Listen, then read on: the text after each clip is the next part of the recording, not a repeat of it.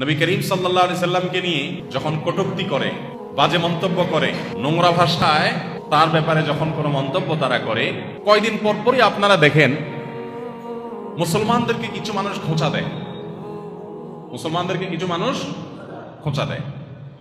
খোঁচা দিয়ে তারা মুসলমানদের ইমানে যে চেতনা সেটাকে জাগিয়ে তোলে। আমি বলি আমাদের উপকার করে, ক্ষতি করে না।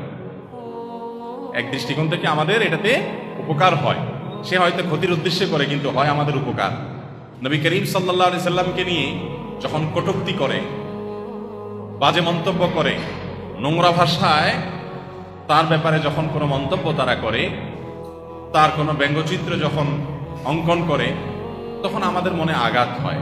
নবী সাল্লাল্লাহু আলাইহি সাল্লামের প্রতি আমাদের দায়িত্ববোধটা জাগ্রত হয়, ঈমানি চেতনা আমাদের মধ্যে শানিত হয়। নবী করিম সাল্লাল্লাহু আলাইহি সাল্লামকে আমরা ভুলে বসে আছি, সেটা আমাদের স্মরণ হয়। যার কারণে এর ফলশ্রুতিতে আমরা নবী করিম সাল্লাল্লাহু আলাইহি সাল্লামের প্রতি ভালোবাসা নিয়ে আলোচনা শুনি, আলোচনা করি, তার বৈশিষ্ট্যের কথা জানি, তার মর্যাদার কথা জানি।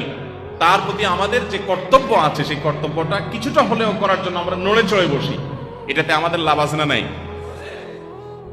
মনে রাখবেন, যারা নবী করিম সাল্লাল্লাহু আলাইহি সাল্লামের জীবদ্দশায় তার আলোকে, আল্লাহর আলোকে নিভিয়ে দিতে চেয়েছে, কিয়ামত পর্যন্ত তারা সে চেষ্টা বিভিন্নভাবে অব্যাহত রাখবে। কিন্তু এগুলো কখনো নিভানো যাবে? এটা যত ফু দিবে আগুনের মতো সেটা তত ছড়াবে। আগুনে ফু দিলে, ফু দিয়ে বেশিরভাগ ক্ষেত্রে আপনি যখন বাতাস দিবেন তখন এটা আশেপাশের অন্যান্য জায়গায় আরো ছড়াবে। ঠিক না ঠিক? মুসলমানকে নবী করিম সাল্লাল্লাহু আলাইহি সাল্লামের ব্যাপারে কটু মন্তব্য করে, খারাপ কথা বলে, খোঁচা দিয়ে মুসলমানকে, তার ঈমানকে আরো শানিত করবে, নবী সাল্লাল্লাহু আলাইহি সাল্লামের আলোচনা আরো বাড়বে। এর আগে ফ্রান্স থেকে যখন নবী করিম সাল্লাল্লাহু আলাইহি সাল্লামের ব্যাপারে অমাননাকর কর্মকাণ্ড সেখানে করা হয়েছে, প্রতিবাদে আমাদের দেশে আসন্না ফাউন্ডেশনে, আমরা আসন্না ফাউন্ডেশনের তরফ থেকে 40-50 হাজার মানুষকে নিয়ে বিশাল বড় সিরাত কম্পিটিশন আয়োজন করেছি। মানুষ নবী সাল্লাল্লাহু আলাইহি সাল্লামের জীবনী পড়েছে।